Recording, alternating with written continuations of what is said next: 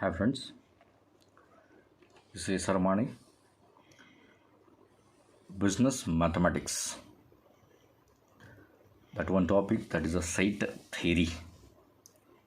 That set theory is a very important for the business mathematics. So first of all, we have to discuss about that definition of a set. We have to discuss about that the definition of set. Definition of set. So that collection of a well-defined object called as set. So that sets collection of a well-defined object called as set. Below we have to given that the example set of a natural number capital N is equal to 1 2 3 4 5 6 comma up to dash dash and so on. Second example, set of vowels in English alphabets. That capital P is equal to in curly bracket A E I O U. So that is some examples of the sets. Then the important things of the set is that set can be denoted by capital letters like A, B, C, etc. etc. Elements of a set can be denoted as small letters, that is A, B, C, Z. For set, we use curly bracket. So that type of the bracket we have to use for the set. That bracket we have to say is curly bracket. Next we have to discuss about that types of the set. So first type of the set, empty set. So what is an empty set? The set which has no element is also called a null set. That empty set is also called as a null set. It is denoted by curly bracket. There is no contain the element.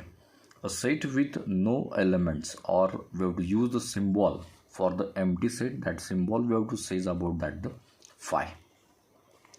That symbol we have to say is about that the phi. Next type, a singleton set. A singleton set is a set containing only one element. A singleton set is a set containing only one element. A single element contain that set. So that set we have to say is about that the singleton set. Capital A is equal to in curly bracket, that is small a. So that capital A contain the only one element, or that type of the set we have to say is about that the singleton set. Next thing is that is a finite set. So that finite set, it is a countable. Finite set are sets that have a fixed number of the elements. Fixed number of the elements are countable. Are countable. Capital X is equal to in curly bracket 1 2 3 4 5. So that X contain the five members or 5 elements.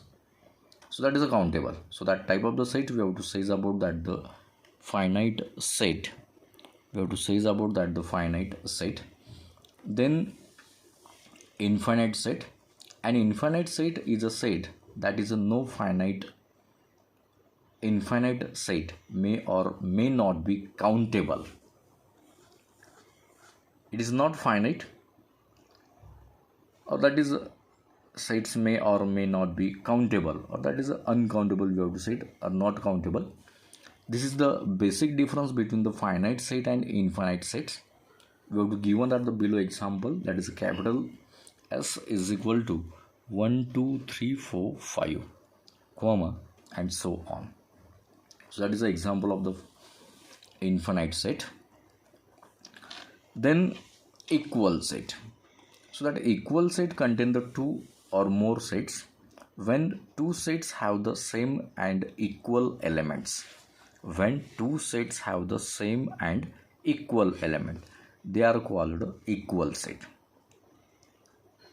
So we have to given that the example capital A is equal to 1 2 3 4 5 and the capital B is equal to 1 2 3 4 5. So that is the capital A is equal to B. Capital A is equal to B. Then subset. A set capital A is a subset of another set capital B if all elements of the set capital A are elements of the set B. So that is a B, that A containing B, A contain in B. In other words, the set capital A contained inside the set B. Set capital A contained inside the B. The subset relationship is denoted as the A is a subset of B. So that denotion A is a subset of B. We have to read that is A is a subset of B. Below we have to give on that the example, that is capital A is equal to 1 2 3 is a subset of a capital B is equal to 1 2 3 4 10.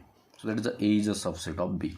All the element of A contain in B. So that is the A is a subset of B. Similarly the example below that, capital A is equal to PQR is a subset of a capital B is equal to set of all alphabets.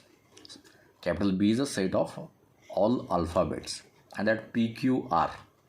So we have to say A is a subset of B.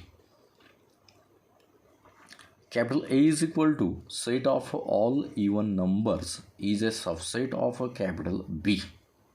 Set of all even numbers is a subset of B. That is equal to set of all integer. So that again that is a A is a subset of B. Then we can turn about that the universal set. So universal set is defined as a set which consists of all the elements of all the related sets called the universal set. So that is a universe. So that universal set. Universal set, a set which consists of all the elements of all the related sets called the universal set. For example, capital A is equal to 2 6 9 and another set is that is capital B is equal to 6 7 8.